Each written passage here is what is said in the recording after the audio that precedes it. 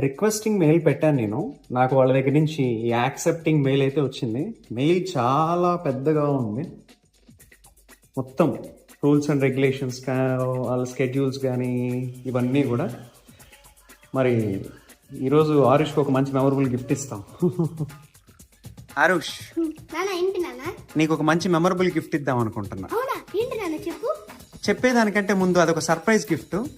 కానీ నువ్వు దానికోసం ఒకటి చెయ్యాలి. ఒకటి చేస్తేనే నీకు ఆ మెమరబుల్ గిఫ్ట్ వస్తుంది. ఏంటి నాన్న? లాస్ట్ టైం మనం శ్రీశ్రీ గారి డైలాగ్ నేర్చుకుందాం అనుకున్నాం. అవును కదా? అవును. కానీ నేర్చుకున్నావా లేదు కదా?